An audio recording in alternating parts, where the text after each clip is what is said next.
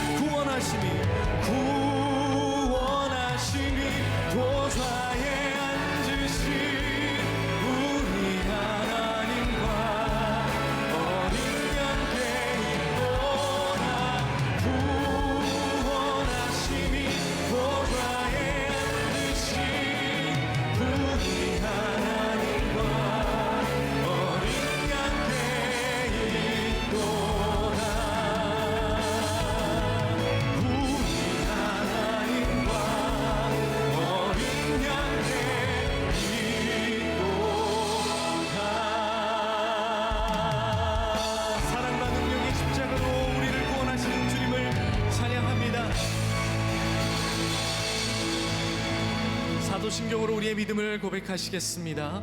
나는 전능하신 아버지 하나님 천지의 창조주를 믿습니다.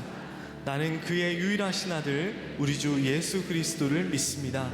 그는 성령으로 잉태되어 동정녀 마리아에게서 나시고 본디오 빌라도에게 고난을 받아 십자가에 못 박혀 죽으시고 장사된 지 사흘 만에 죽은 자 가운데서 다시 살아나셨으며 하늘에 오르시어 전능하신 아버지 하나님 우편에 앉아 계시다가 거기로부터 살아있는 자와 죽은 자를 심판하러 오십니다. 나는 성령을 믿으며 거룩한 공교회와 성도의 교제와 죄를 용서받는 것과 몸의 부활과 영생을 믿습니다. 아멘. 다 자리에 앉으시겠습니다.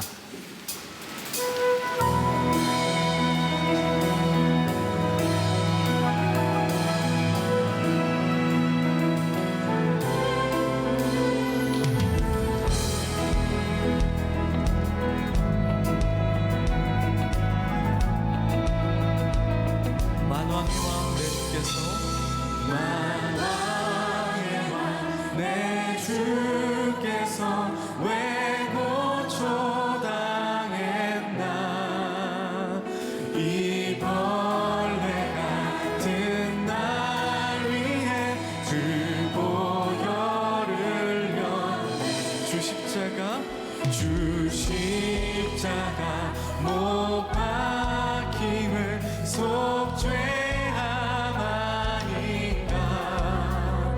그 긍휼함과 그 은혜 말할 수 없도다. 십자가 내가 처음 볼 때에 나의 맘에 큰 고통 사라져.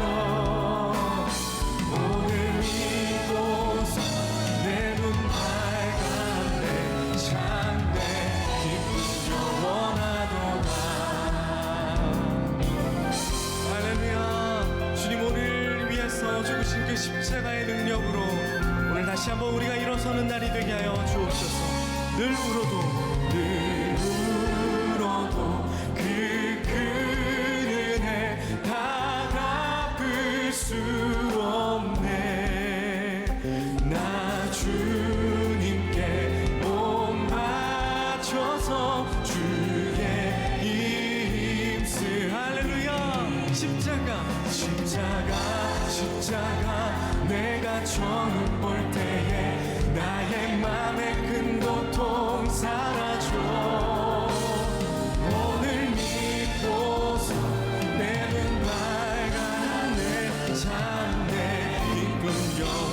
십자가 십자가 십자가 십자가 내가 처음 볼 때에 나의 맘의 큰 고통 사라져 오늘 믿고서 내는 밝은 내 장래 기쁜 영 십자가 십자가 십자가 십자가 내가 처음 볼 때에 오늘 다시 한번 우리 안에 믿음이 생기길 원합니다. 우리의 눈이 밝아져 기쁨으로 돌아가게 하여 주옵소서. 우리 마지막으로 다시 한번 십자가 십자가 십자가 십자가 내가 처음 볼 때에 나의 맘의 큰 고통 사라져 오늘 믿고서 내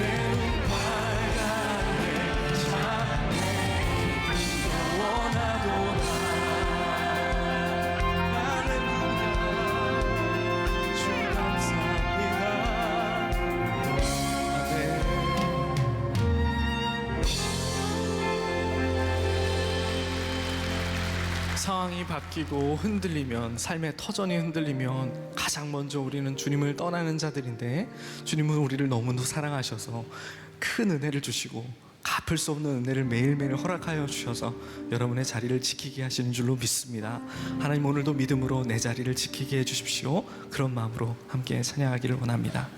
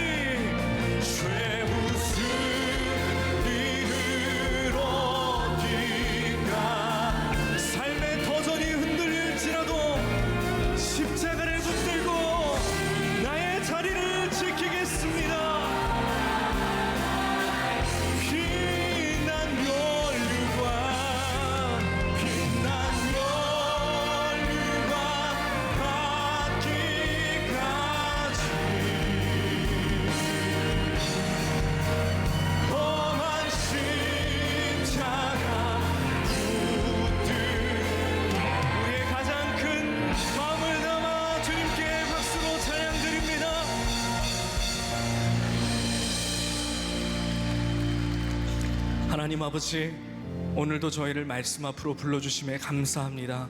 이 주일 우리가 있어야 할 자리가 어딘지, 순종으로 지켜야 할 자리가 어딘지 다시 깨닫게 하여 주시옵소서. 하나님, 우리는 자주 경로를 이탈하였습니다. 내 생각을 앞세웠고 순종보다 편한 길을 택했으며 은혜의 자리보다 욕심과 정욕이 이끄는 곳으로 마음을 내어주었습니다. 주님, 우리가 쓸래야 쓸 수 없는 사람 되지 않게 인도하여 주시고, 듣고 움직이는 사람 되게 하여 주시며, 부르면 돌아오는 자들이 되게 하여 주시옵소서. 맡겨진 자리를 중히 여기는 자들 되게 하여 주시고, 주님의 마음에 합한 자가 되게 하여 주시옵소서. 오늘 김병삼 담임 목사님 말씀을 통해서 우리의 자리를 되찾게 되기를 원합니다. 떠났던 마음이 돌아오게 하시고, 무너졌던 순종이 회복되게 하여 주시옵소서. 이탈한 길에서 돌이켜 주님께로 말씀으로 순종의 자리로 돌아가게 하여 주시옵소서. 우리를 버리지 않으시고 말씀으로 인도하여 주시는 예수님의 이름으로 기도드립니다. 아멘.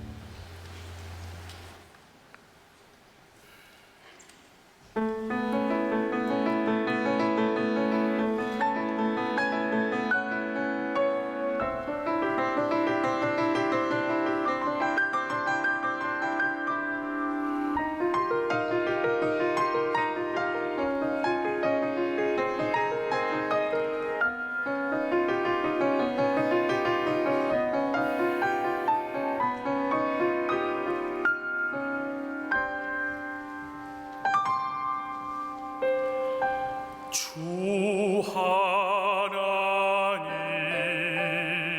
지으신 모든 세계 내 마음 속에 그리워볼 때 하늘의 별 울려 퍼지는 뇌성 주님의 권능 우주에 찾네.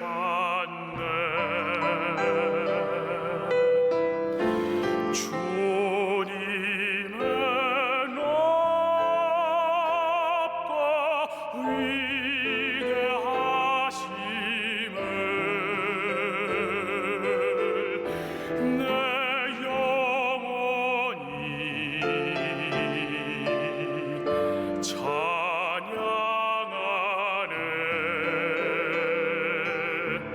주님의 높고 위대하심을 내 영혼이 찬양하네.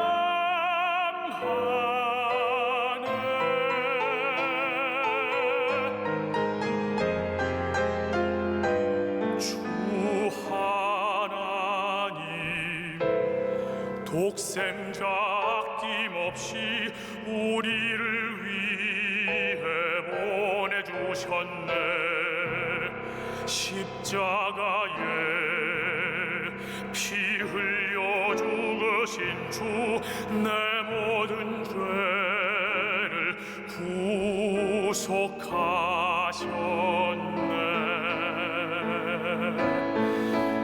나 같은 죄인 살리신 주의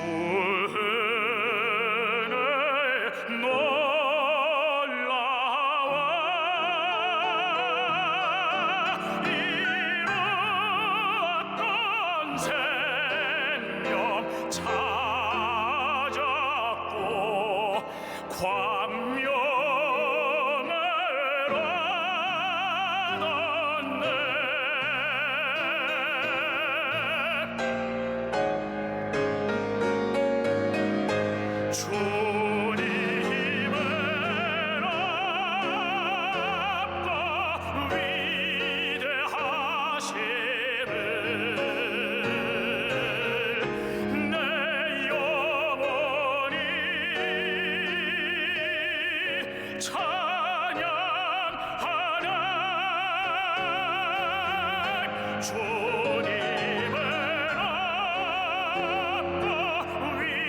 위대하심을 내 영혼이 찬양하네.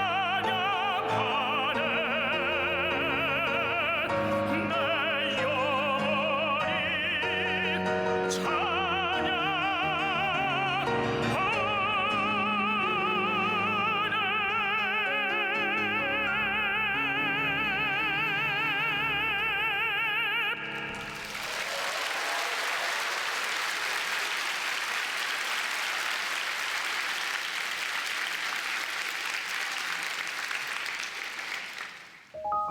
이스라엘의 첫 번째 왕 사울.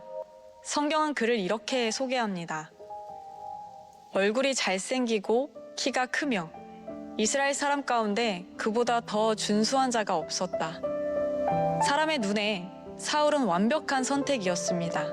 그러나 성경은 이렇게 덧붙이죠. 사람은 외모를 보거니와 여호와는 중심을 보시느니라. 사울의 시작은 겸손했습니다. 나는 가장 작은 지파 사람입니다. 스스로를 작게 여기던 때에 하나님은 그를 세우셨습니다. 사울의 출발점은 어떠한 능력이 아니라 하나님을 의지하는 자리였습니다. 그런데 어느 순간 그의 방향이 조금씩 미세하게 달라지기 시작합니다. 길갈에서 하나님은 분명 사울에게 말씀하셨습니다. 사무엘이 올 때까지 기다리라. 시간이 흐르며 불안해지는 상황 앞에서 사울은 끝내 사무엘을 기다리지 못합니다. 말씀보다 상황을 먼저 보고 하나님의 뜻보다 자신의 판단을 앞세웠습니다. 사울의 문제는 하나님의 말씀을 끝까지 지키지 못했다는 것이었습니다. 사울은 버림받은 왕이 아니라 하나님을 필요로 하지 않게 된 왕이었습니다. 사울의 삶은 우리에게 묻습니다. 지금도 여전히 그 자리에서 하나님을 바라보고 있는지 말입니다. 오늘 말씀을 통해 사울의 이야기가 우리에게 던지는 질문 속으로 함께 들어가 보겠습니다.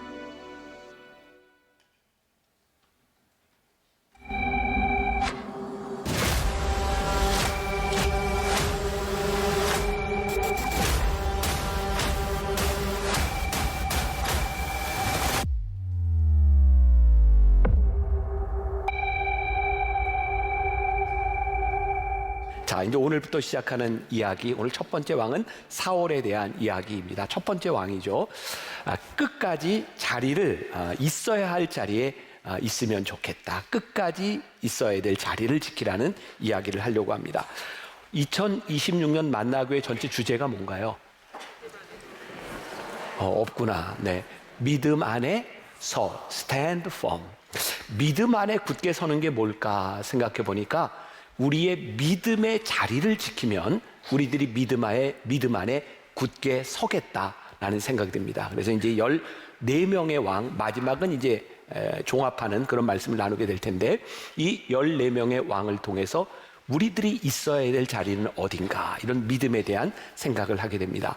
제가 이 설교 원고는 굉장히 오래전에 준비를 해놨는데, 제가 설교를 할 때 그런 경험들을 종종 해. 하나님이 기가 막히게 이때를 위해서 준비를 해놓으시는구나. 제가 지난주에 영화를 하나 봤습니다. 왕가 사는 남자. 근데 이 왕가 사는 남자를 보면서 왕들의 이야기, 하나님께서 그 영화를 보고 여러분들에게 뭔가 메시지를 주시지 않을까. 영화를 보는데 사실 그게 재밌었어요. 근데 중간에 제가 너무 피곤해서 좀 졸았어요. 그리고 이제 일어나서 영화를 계속 보는데 맨 마지막 끝날 때 엔딩 크레딧에 이렇게 몇 가지 역사에 대한 글이 나오는데, 이 중에 아마 4분의 1 정도는 이제 봤을 것 같아요. 눈물이 왈칵 나오더라고요. 그런 글이었어요. 조선 후기 현종실록에 노산군이 해를 당했을 때, 노산군은 단종입니다. 해를 당했을 때 시신을 거두어주는 사람이 아무도 없었는데 그 고을의 향리 엄흥도가 가서 곡하고 스스로 관각을 마련하여 거두어 묻었다. 엄흥도는 후에 충의공 시호를 받습니다. 그리고 시신을 수습한 대가로 일가가 고통을 받기도 합니다. 엄흥도는 이런 말을 합니다. 의로운 일을 하고 화를 당하는 것은 마음에 달게 여기는 바요 두려워하는 바가 아니다. 단종과의 그런 관계를 물론 조금 이제 영화적으로 각색하기 있었겠지만 저에게 이 영화가 정말 힘있게 다가온 것은 영화가 아니라 바로 이 역사의 기록이었어요. 그리고 제가 오늘 말씀을 시작하면 하나님, 이 성경 안에 기록된 이 역사의 이야기, 하나님의 이야기가 우리들에게 꽉 마음에 각인됐으면 좋겠습니다. 이 왕들의 이야기를 통하여 우리의 믿음을 생각하면 좋겠습니다. 그래서 하나님이 영화를 이때 개봉하게 하셨구나 라는 생각을 해요. 좋은 영화입니다. 보셔도 좋을 것 같아요. 그리고 우리 교회 권사님이 투자한 또 영화니까 보면 또 여러 가지 유익할 것 같아요.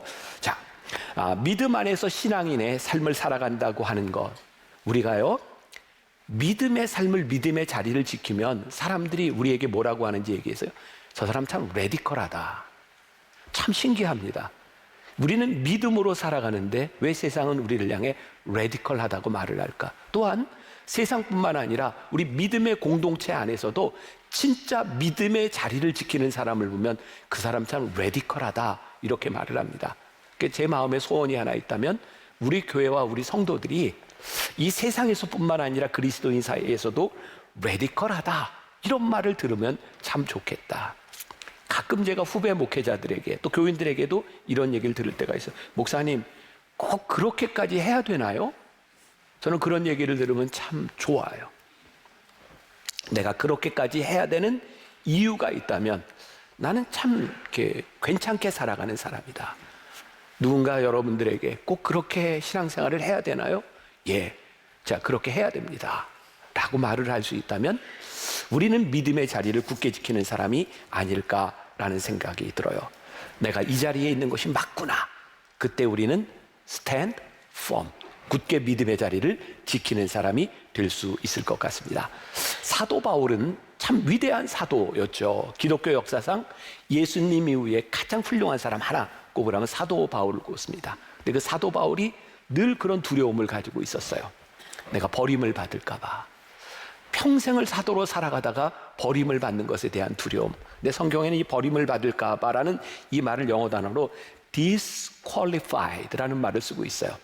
자격을 상실할까 봐. 우리 신앙인들 가운데 가장 수치스러운 일은 하나님이 쓰실 수 있는 자격에서 벗어나는 일이 아닐까라는 생각이 듭니다. 자격이 상실되면 하나님이 더 이상 우리들의 삶에 개입하시지 않습니다. 우리 묵상팀의 한 권사님이 그런 글을 남겨주셨어요. 로마서 1장에 보면 인간의 정욕대로 내버려 두셨다라는 말을 가지고 냅두신, 사도 바울의 비극은 하나님이 더 이상 사울을 사용하지 못하고 냅두셨다는 거예요. 하나님이 우리를 간섭하지 않고 냅두시면 때로 우리들의 삶에 고난이 오지 않을 수도 있어요. 그냥 편안하게 살 수도 있어요. 근데 하나님이 우리를 냅두시면 결국 그 냅두신 인간은 심판을 받게 되어 있습니다. 이 사울을 통해서도 우리들이 보게 되겠지만 하나님이 처음부터 그를 완전히 버리신 것이 아니었어요. 하나님은 사울 왕에게 끊임없이 기회를 주셨습니다.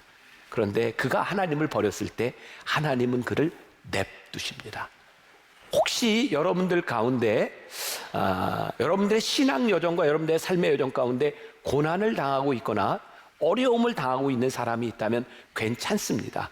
하나님께서 여러분들 냅두시지 않았다는 증거일 수 있기 때문에 그렇습니다. 오늘 말씀의 주인공 사울은 하나님이 냅두심으로 인하여 자격을 상실한 사람이었어요.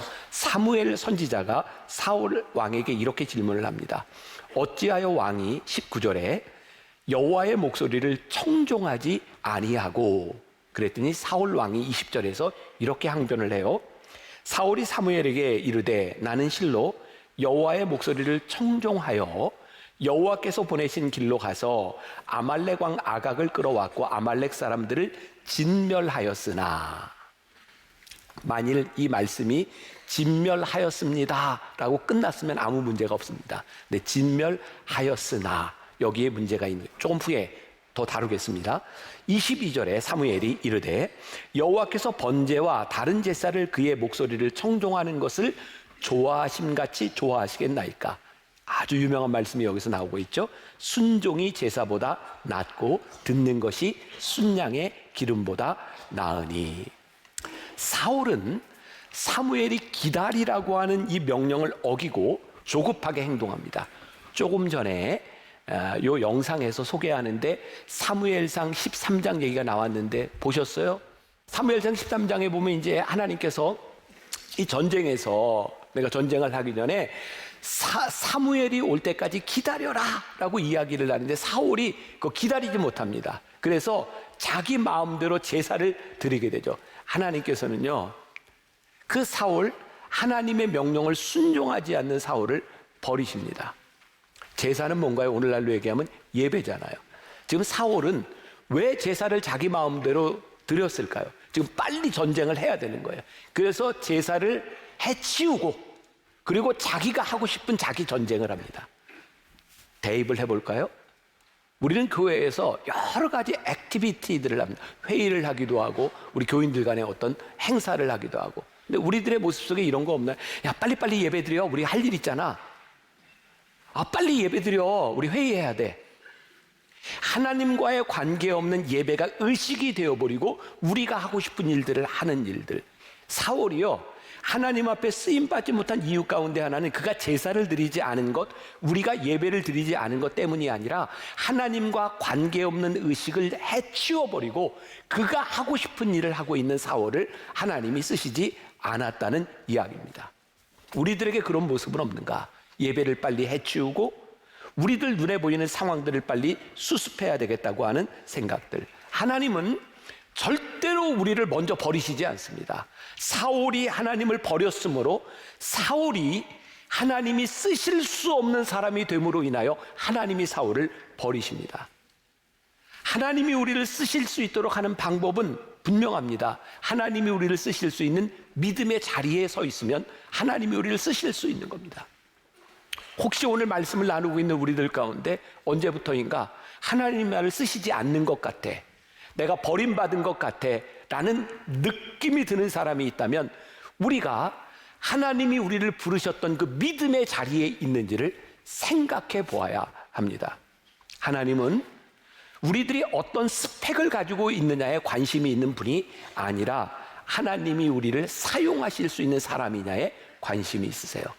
근데 우리는 어떤 생각을 하나요? 아, 내가 하나님의 일을 하기 위해서 이런 자격도 좀 필요하고 이런 재능도 필요하고 이런 능력도 이만큼의 돈도 필요하다고 생각하죠. 근데 아무리 우리들이 스펙을 갖추어도 하나님이 우리를 쓰실 수가 없다면 그 스펙은 아무 소용이 없는 거예요. 제가 참 좋아하던 만화가 있었습니다. 조선일보에 연재되던 광수생각. 꽤 오래전이라 젊은 사람은 잘 모를지도 몰라요. 이 광수생각이 이렇게 책으로 이렇게 이제 만들어져서 제가 보았던 그 내용 중에 일부분이 이런 게 있어요. 두 남녀가 대화를 하는데 남자가 여자에게 프로포즈를 하는 상황입니다. 아, 우리 아버지가 유명한 변호사고 빌딩도 두 채나 돼. 나는 명문대학을 나왔고 좋은 대기업에 취직을 했어. 그리고 진짜 좋은 건 내가 삼형제 중에 막내야. 그러면서 여자에게 이렇게 이야기를 해요. 내 배경과 스펙이 마음에 들지 않아? 그래서 여자가 한참 생각합니다. 너의 배경과 너의 스펙 마음에 드는데 네가 싫어. 너무 흥미롭죠. 아무리 스펙이 좋아도 네가 싫으면 결혼할 수 없는 거예요. 우리들이 아무리 많은 것을 가지고 내가 이렇게 하나님의 일을 할 수 있다고 생각해도 우리가 믿음의 자리를 벗어나면 하나님이 우리를 쓰실 수 없는 거예요. 그래서 우리들에게 진짜 중요한 것은 하나님이 우리를 부르셨던 그 자리를 우리들이 어떻게 끝까지 지키는가, 이 믿음의 자리를 지키는가에 있는 거예요. 저에게만 그런 두려움이 있을까요? 오늘 제가 이 두려움에 대한 이야기를 했더니 9시 50분 예배를 끝나고 한 청년이 저에게 목사님 감사해요. 저도 이 두려움을 가지고 살아갈게요. 그렇게 이야기를 하더라고요. 어떤 두려움이냐면 제가 만나교회 담임 목사로 불림을 받고 아니 지금 만나교회에서만 지금 28년째 목회를 하고 있는데 내가 끝까지 이 자리에 하나님이 쓰실 수 있는 자리에 있어야 되는데 나는 이 자리를 지킬 수 있을까? 여러분들이 때로는 어떤 직분으로 여러분들을 어떤 자리로 하나님이 부르셨는데 하나님이 우리를 끝까지 쓰실 수 없다면 우리는 믿음의 자리를 벗어난 사람이에요. 히브리서 11장 6절에 하나님이 기뻐하시는 믿음에 대하여 이야기합니다. 우리 같이 한 목소리로 봉독해 볼까요? 자, 시작. 믿음이 없이는 하나님을 기쁘시게 하지 못하나니 하나님께 나아가는 자는 반드시 그가 계신 것과 또한 그가 자기를 찾는 자들에게 상 주시는 이심을 믿어야 할지니라. 믿음이 없이는 하나님을 기쁘시게 하지 못하고, 믿음이 없이는 하나님이 사용하지 못하고, 믿음이 없으면 하나님이 상을 주시지 않는다. 사울 왕의 문제, 믿음의 관점에서 사울 왕의 문제는 무엇인가? 오늘 본문 17절에서 사무엘이 이렇게 이야기를 합니다. 왕이 스스로 작게 여길 그때에 이스라엘 지파의 머리가 되지 아니하셨나이까? 메시지 성경에서 유진 피터스는 이렇게 설명을 해요. 처음 이 길에 들어설 때 당신은 보잘것없는 사람이었습니다. 왕께서도 그것을 알고 있었습니다. 그때 하나님께서 당신을 이스라엘 가운데 가장 높이 두셔서 왕으로 삼으셨습니다. 스스로 작게 여길 때에, 하나님을 바라볼 수 있을 때에 하나님께서 그것을 귀하게 여기셨습니다. 그런데 지금 당신이 변했습니다. 왕이 되어 많은 일들을 하고 내 능력이 있다고 생각할 때 하나님이 쓰실 수 없는 사람이 되어버렸습니다 라고 말을 하고 있어요. 하나님이 사울을 세우신 이유는 그를 사용하기 위해서인데, 하나님이 쓰시기 위해서인데, 어느 날 보니까 사울이 더 이상 나는 하나님의 도움이 필요 없어, 하나님이 쓰실 수 없는 사람이 되어 있으니 하나님이 더 이상 그를 왕으로 두실 수가 없었던 거죠. 오늘 우리가 하나님의 도구가 되지 못하는 이유는 하나님께서 우리를 버리신 것이 아니에요. 우리가 하나님의 도구로 쓰임받는 자리에 있지 않은 것이 문제인 거죠. 주부들에게는 이게 좀 와닿을지 모르겠어요. 저는 이렇게 주부 생활을 하는 사람은 아니지만 가끔 이렇게 제가, 그제도 제가 이렇게 저녁을 좀 했어요. 좀 밥도 하고 좀 이렇게 하고, 내가 볶음밥도 하고 고기도 굽고 했는데, 하려고 이렇게 열어보면 꼭 제 아내한테 그거 어디 있어 하고 물어봐야 될 때가 많이 있어요. 제 아내는 어디 있는지 딱 알아요. 왜냐하면 꼭 필요한 자리에 이렇게 딱 꽂아놓고 있습니다. 그런 상상을 해요. 제가 이렇게 때때로 가위도 필요하고 집게도 필요하고 이거 뒤집는 뒤집게 이런 거 필요한데, 내가 있어야 될 자리에 없으면 그걸 쓸 수가 없는 거예요. 전 그런 상상이 들더라고요. 이 주방을 사용하는 주부들도 자기가 써야 될 곳에 용품이 있어야 쓰는데, 하나님이 우리를 쓰시겠다고 부르는 우리들의 인생이 그 자리에 있지 아니하면 하나님이 우리를 어떻게 쓰시겠는가? 모두를 동일하게 부르시지는 않았어요. 우리를 어떤 자리로 부르셨는지 모르지만 우리를 부르셨던 그 자리에 하나님이 우리를 쓰실 수 있도록 우리가 그 자리를 지키고 있는가? 오늘 우리가 읽은 본문 말씀 21절에 보니까 사울이 대답하여 이르되 나는 이스라엘 지파의 가장 사무엘상 9장 21절이에요. 사울이 대답하여 이르되 나는 이스라엘 지파의 가장 작은 지파 베냐민 사람이 아니니까, 또 나의 가족은 베냐민 지파 모든 가족 중에 가장 미약하지 아니하니까 당신이 어찌하여 내게 이같이 말씀하시나이까 하니, 바로 이런 사울의 모습을 하나님이 쓰셨다. 사울이 살아온 삶의 흔적이 있어요. 참 흥미롭죠? 우리들의 삶의 흔적. 우리들의 삶은 하나의 사건으로 규정되는 것이 아니라 우리들의 삶의 전체 흔적을 통하여 우리들이 어떤 사람인지가 드러나는 거예요. 어떤 사람이 승리하는 사람일까요? 삶의 흔적이 괜찮은 사람이에요. 한 번의 사건이 아니라, 한 번의 은혜를 받았던 것이 아니라, 어떻게 우리들의 삶을 이 인생 가운데 그대로 이어갈 수 있는가? 오늘 제가 이런 부제를 하나 달았어요. 하나님을 앞서지 마라. 그래야 하나님이 우리를 쓰실 수 있다. 사무엘상 15장은 사울이 아말렉과의 전쟁에서 승리하고 난 이후에 하나님께서 그를 버리신 이유를 보여주고 있어요. 10절, 11절, 12절 제가 읽어드립니다.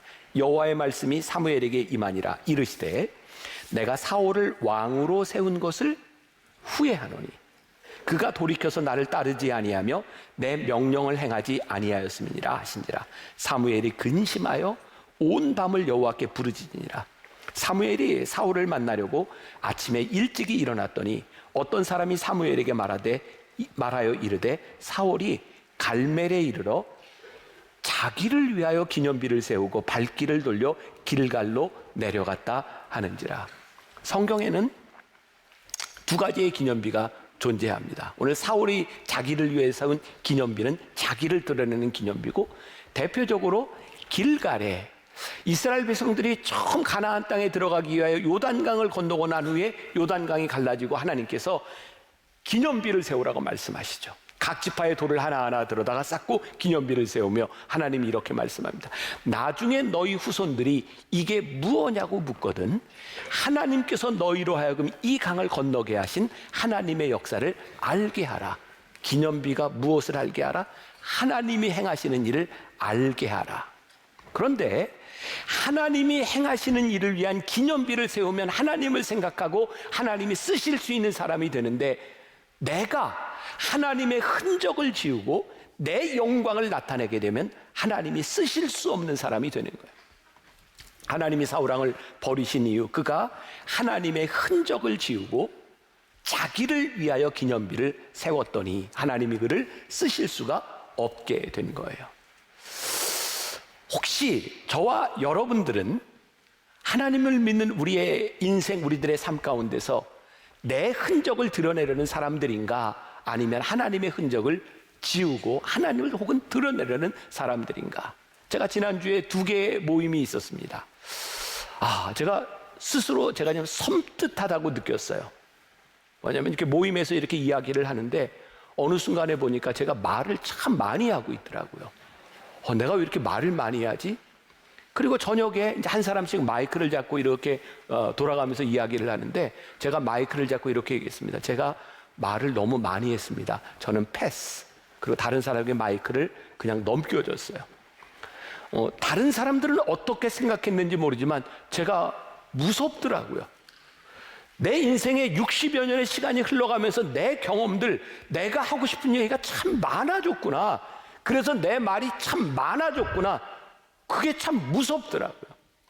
우리들에게서 하나님의 기념비가 세워지고 있는지, 아니면 내 기념비를 세우고 있는지, 하나님의 흔적을 지우고 있는지, 아니면 끊임없이 하나님을 드러내기 위해서 내 흔적을 지우고 있는지.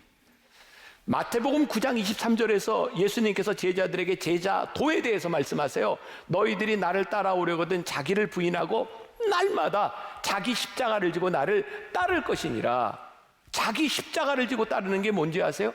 하나님의 뜻대로 살아가기 위해서는 필연적으로 자기 뜻을, 자기를 부인하지 않고는 하나님을 따라갈 수가 없는 거예요.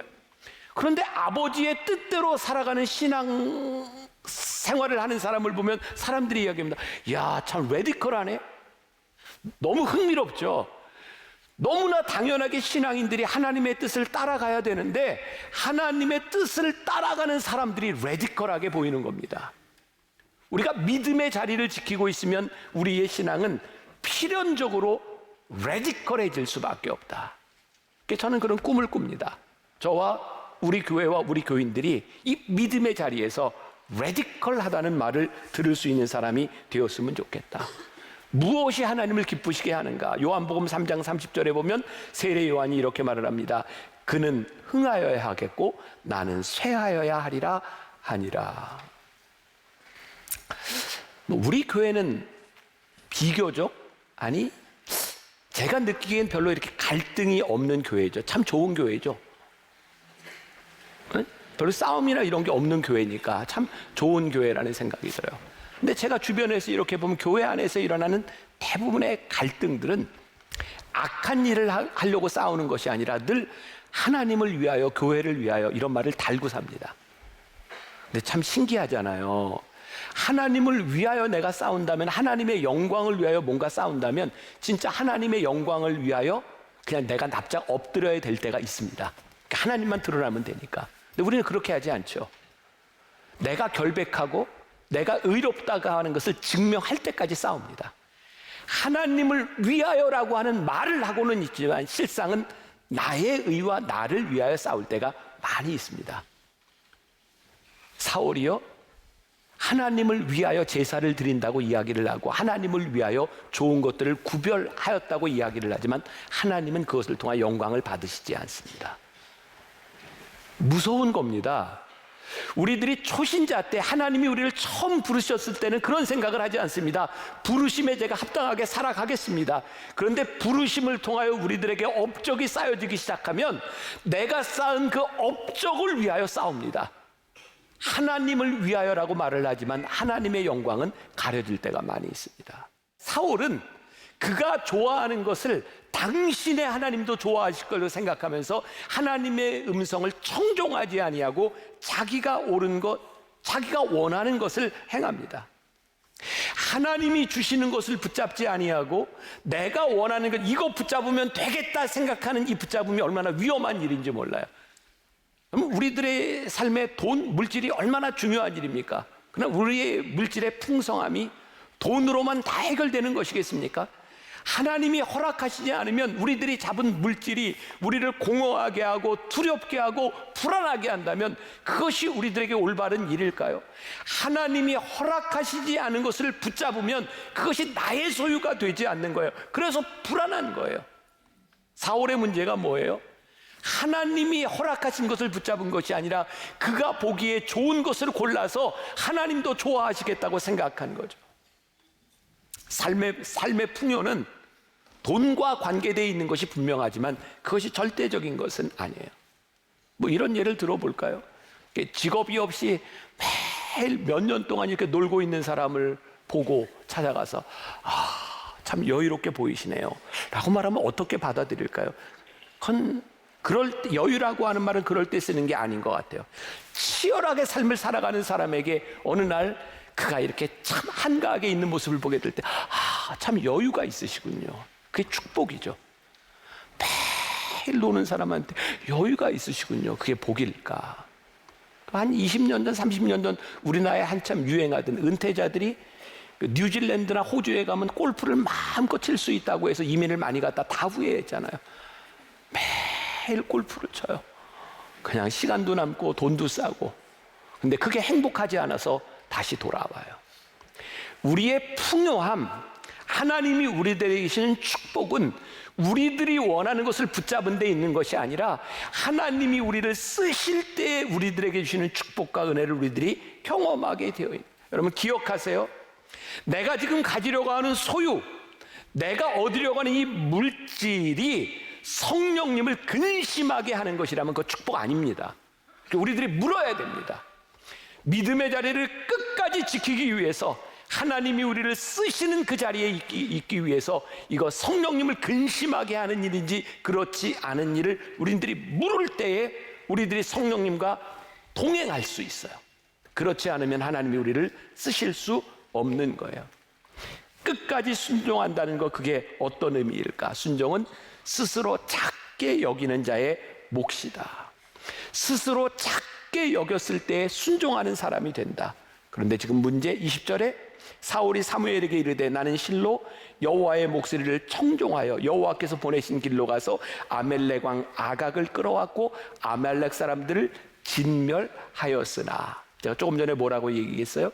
진멸했습니다로 끝났으면 참 좋았을 텐데 진멸하였으나.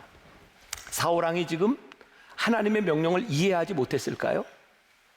전 그렇게 생각하지 않습니다. 충분히 이해했을 거예요. 단지 하나님의 말씀이 내 마음에 들지 않는 거예요. 진멸하였으나, 그리고 내 마음에 드는 것을 하면서 이렇게 생각하죠. 하나님도 좋아하실 거야. 근데 하나님이 그거 좋아하시지 않았어요. 우리들이 믿음의 자리를 끝까지 지키는 사람이 되기 위해서 우리들이 물어야 될 질문인 거예요. 하나님도 좋아하실 거야가 아니라 진짜 하나님이 좋아하시는지를 우리들이 물어봐야 되는 거예요. 그래야 우리들이 순종할 수 있는 거예요. 이 순종의 제3지대는 존재하지 않습니다. 나는 존재하지 않습니다. 우리들이 하나님의 음성을 들으려고 생각하지 않는다면, 하나님을 우리들이 바라보려고 하지 않는다면 우리들이 순종의 길을 갈 수 없을 거예요. 어제 제가 결혼 예비학교 40상 첫 강의를 했어요. 예비 부부 중에 한 사람이 저한테 이렇게 질문을 하더라고요. 제가 어제는 전부 Q&A로 이렇게 이제 강의를 90분 동안 했는데 저한테 묻는 게, 목사님 혹시 우리가 살아가다가 불륜이나 치명적인 이런 불륜이나 혹은 한 사람의 실수로 인하여 재산을 다 이렇게 탕진하게 됐을 때는 어떻게 해야 되나요? 어떻게 해야 돼요? 근데 이게 상황마다 다 다르고 몰라, 어떻게 할지 모르겠어. 근데 질문을 좀 바꿔보자. 이렇게 죄를 짓고 나서, 잘못하고 나서 결과가 어떻게 될까를 생각하지 말고 우리들이 살아가면서 내가 이런 잘못을 했을 때에 우리들에게 찾아올 결과를 상상해봐라. 그렇다면 죄 짓는 것이 얼마나 무서운 일인지 우리들이 깨닫게 될 거다. 제가 어제 40상 젊은이들에게 이런 얘기를 했어요. 내가 너무 감사한 건 내가 지금까지 살아오는 동안 성적인 죄를 짓지 않고 내가 그런 부분에서 문제가 없이 오늘 이렇게 서 있는 게 너무 감사하다. 근데 나에겐 두려움이 있다. 내가 지금까지 이렇게 지키며 살아왔지만 끝까지 이를 지킬 수 있는 것에 대한 두려움이 있다. 토요 예배 때 제가 이 얘기를 했다가 제 아내가 집으로 가서 지금 그게 무슨 말이야? 앞으로 어떻게 된다는 말이야? 확실히 얘기해. 에? 그리고 이런 얘기는 절대로 예배 시간에 하면 안 돼. 근데 제가 지금 또 했어요. 지금 집에 가서 제가 어떻게 될지 몰라요. 근데 진짜 두려운 거예요. 내가 죄에 대해서 무방비 상태로 있습니다라고 하는 게 두려운 것이 아니라 내가 이 자리에 불리움을 받았는데 하나님, 제가 이 자리에서 하나님 끝까지 쓰실 수 있는 사람이 되어야 되는데 제가 그 자리를, 믿음의 자리를 지키게 하여 주옵소서. 이게 저에게만 찾아오는 두려움이어야 할까요? 우리들 모두에게 찾아오는 두려움이어야 될 것 같아요. 어느 순간부터인가 하나님의 말씀을 경청하지 아니하고 들으려고 하지 않으면 우리는 하나님이 좋아하실 거야 라고 하면서 우리의 믿음의 자리가 아닌 내 자리에 서서 하나님의 흔적을 지우려고 할지 몰라요. 프랭클린 루즈벨트 대통령에 대한 유명한 일화가 있습니다. 미국 사람들 파티하고 무도회하고 이런 거 자주 하는데 이 무도회에서, 파티 자리에서 지루하게 느껴지니까 사람들이 이렇게 너무 건성건성 피상적으로 대하는 것 같으니까 루즈벨트 대통령이 장난기가 좀 발동이 됐던 것 같아요. 만나는 사람마다 이렇게 말을 했답니다. 저 오늘 아침에 할머니를 죽였어요. 근데 사람들이 악수하면서 이렇게 대답을 하대요. 아, 대단하십니다. 아, 정말 정이 많으시군요. 앞으로도 그렇게 하세요. 이렇게 대답을 해요. 안 들었다는 얘기예요. 근데 어떤 외교관에게 오늘 아침에 내가 할머니를 죽였습니다. 그랬더니 그 사람이 루즈벨트 대통령 귀에다 대고 아, 할머니가 죽을 짓을 했겠죠. 라고 이건 제가 무슨 얘기를 하고 싶은가 들어야 답변을 할 수 있는 거예요. 우리가 하나님을 믿고 살아간다고 하면서 하나님의 음성을 듣지 아니하고 우리들 피상적으로 살아가면서 어떻게 순종의 자리에 있을 수 있겠습니까? 끝까지 이 자리를 지키기 위해서 하나님의 말씀에 순종하는 사람, 듣는 사람, 순종이 제사보다 낫습니다. 아무리 예배하고 아무리 우리들이 봉사해도 하나님의 음성을 듣지 않으면 우리들이 믿음의 자리를 지킬 수가 없습니다. 이 말씀 듣고 적용해야 되겠죠. 어떻게? 여러분들이 이제 오늘 예배를 마치고 세상으로 나아가면 여러분들이 서 있는 자리에서 물으셔야 돼요. 하나님, 이 자리가 맞습니까? 이 자리가 지금 내가 하려고 하는 이 일이 하나님 기뻐하시는 일이 맞습니까? 그때 우리는 믿음으로 우리들이 나아가게 되는 겁니다. 저와 여러분, 우리 만나교회, 하나님이 끝까지 쓰실 수 있는 그런 믿음의 자리를 잘 지키는 우리가 될 수 있기를 주님의 이름으로 간절히 축원합니다.